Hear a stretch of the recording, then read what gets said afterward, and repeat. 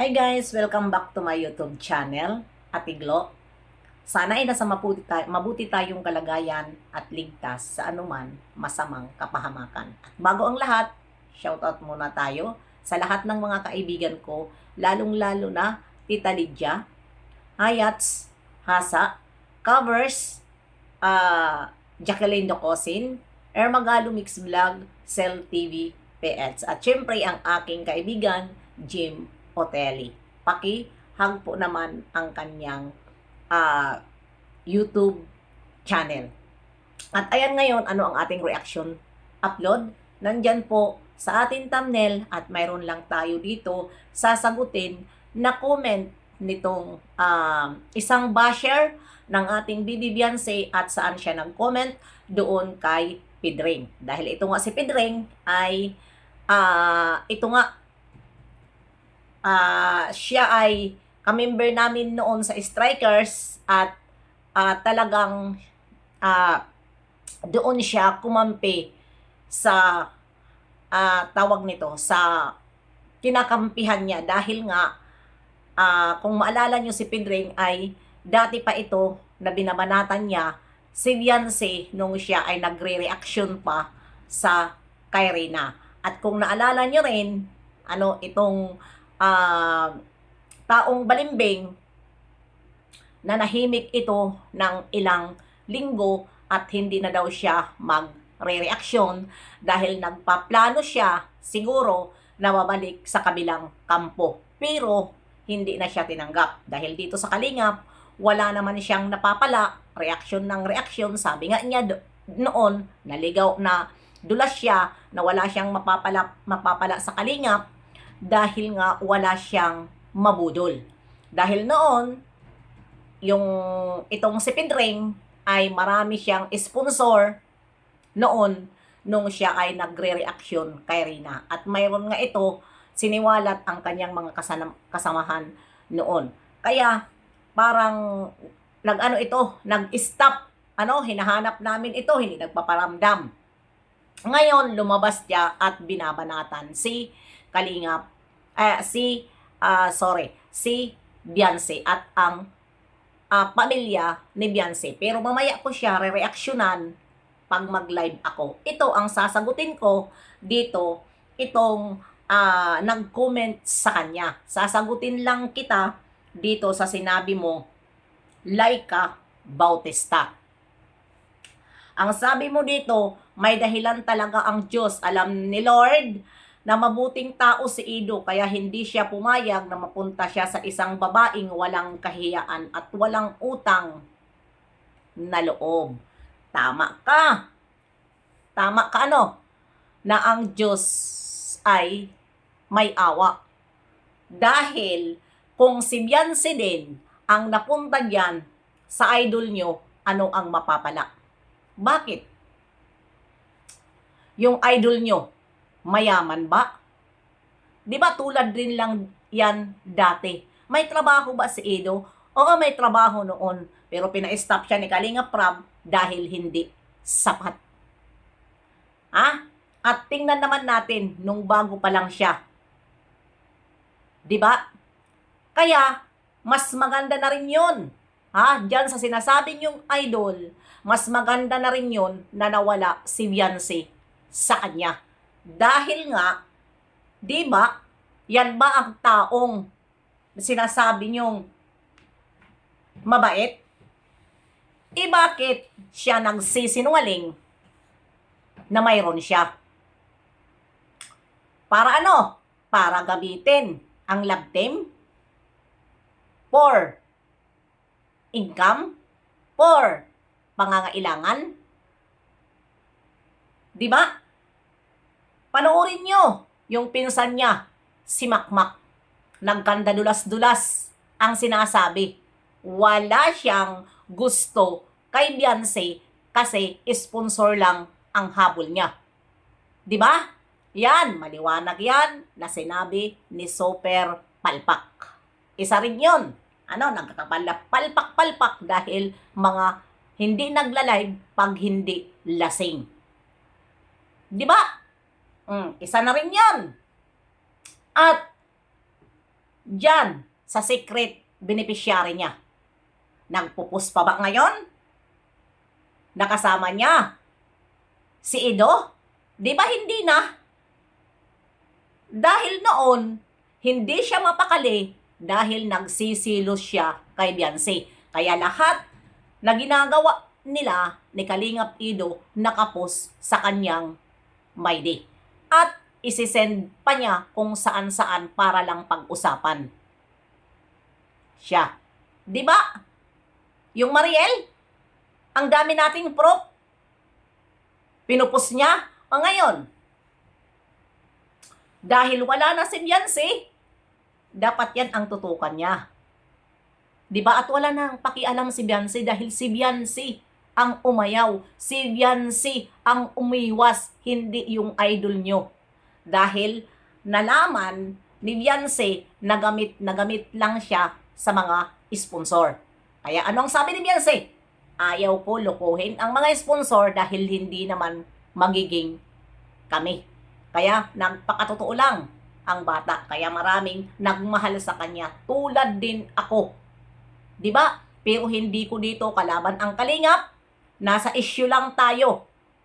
'Di ba? Dahil sobra na ang mga panglalait nyo dito sa pamilyang Batalero. Porket yun ang tingin nyo na natulungan ng Kalingap.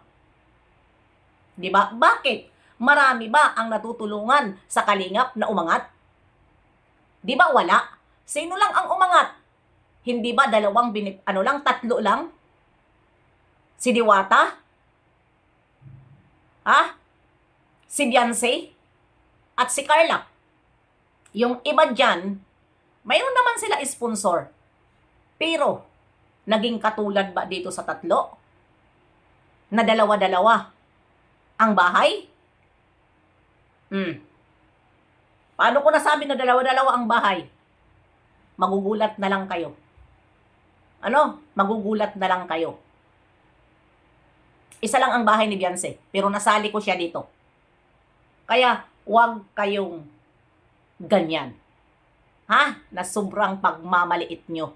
Dahil may ugali din yung idol nyo. Nagbibingi-bingian kayo, nagbubuta-butahan kayo kahit alam nyo na ang ugali ng idol nyo na napakasama. Kahit ako, ramdam ko ang ugali niya. Akala mo kung sino, kung naka-live, manlilibing, sasalita ng hindi maganda. Dahil akala niya habang buhay sikat siya at mananatili siya sa ganyang ugali niya dito sa mundo ng YouTube. Diba? O ngayon, nanawagan ang idol nyo. Nasaan na kayo? Di ba si Ma'am ER? Ano ang pinagsasabi sa idol nyo? Bakit kung may mga may ibibigay sa beneficiary, bakit ilang buwan bago ibigay? Sabi ni Ma'am ER na ibigay nga kay Clarissa, pero 3 buwan bago niya binigay. Bakit niya ginagawa yung ganyan? Kailangan ng mga beneficiary ang tulong. Ang pera, hindi yung kupin mo yung para doon sa beneficiary na ipapamigay mo sa gusto mong bigyan na beneficiary. Bakit pinapatulong? Dahil ang akala siguro nila, hindi nakaabang ang sponsor na nagbibigay. At hindi ulyanin, may mga resibo sila na hindi nila yung tinatapon. Kaya, yan ang ginagawa nyo. Makakatikim din kayo sa akin. Lagi nyo dinadown si Beyonce. Ipaalala ko rin sa inyo kung ano ang ugali ng idol nyo. Nagsisilabasan na ngayon. Di ba nagsisilabasan na ngayon? Sino ngayon? Ang nabubuking? Di ba yung idol nyo?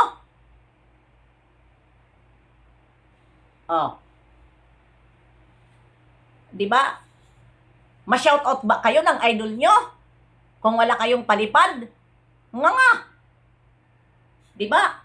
Ang malaki ang mata niya, yung palipad, yun ang isa shoutout niya. Pero kayo na nandyan, papansin kayo ng papansin, akala nyo hindi ako nakabigay? Isa shoutout ba kayo? Di kayo sina-shoutout. Kahit anong katanungan nyo, ina-ignore niya.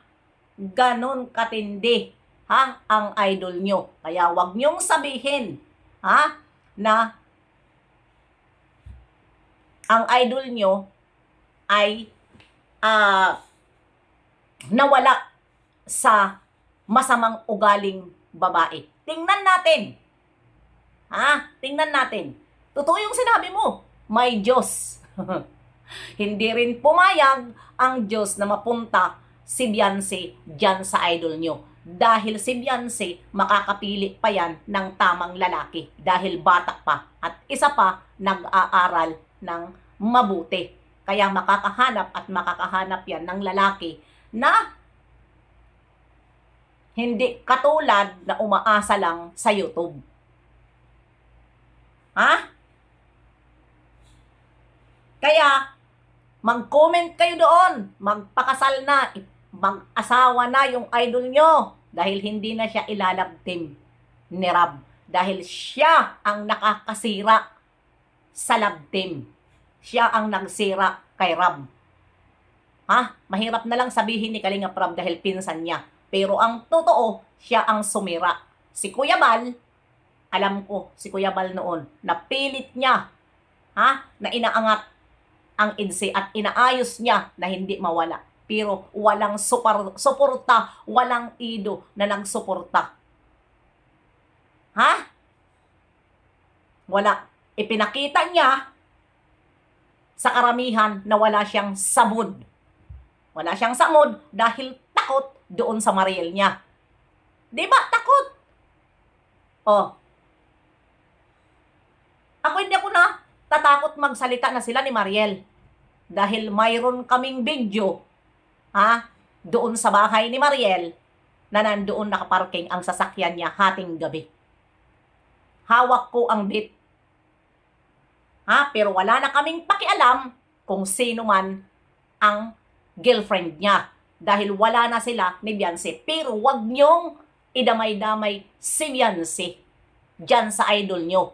Na kung ano-ano ang sinasabi nyo. Dahil kung ganon ang ginagawa nyo, madadamay at madadamay si Kalingap Ido dahil re-reactionan at re-reactionan ko ang mga sinasabi ninyo. Ha? Hindi ako natatakot mag-reaction kay Ido dahil nasa social media siya. Binabas nga si Kuya Bal, binabas nga si Rab. Diba? Binabalahura ngayon ni Kapiso, Jewel Salcido. Yan pa na idol nyo. Walang sasagot niyan. Di ba sinabi ko man siya, subukan nyo. Total, love team ang dahilan at nadamay ang Kalingap. Ha, dahil hindi marunong yung idol nyo, ha, humarap sa kamera na magpakitang gilas. Di ba? Magpakitang gilas sana siya. Dahil trabaho niya yun. Dapat inintindi niya ang trabaho ni Kalingap Rab. Alang-alang sa channel ni Kalingap Rab na hindi mabas si Kalingap Rab. Pero ano ang ginawa niya? Diba? Ano ang ginawa niya? Pati si Rab, nadamay. Si Kuya Bal, nadamay. Pero no choice. Siyempre, kukubiran nila dahil pamangkin yun ni Edna. Diba? May live nga si Edna na kung sino ang babanat kay Edo, siya ang magiging defender. Diba? Hindi naman masama mag-defender si Ate Edna.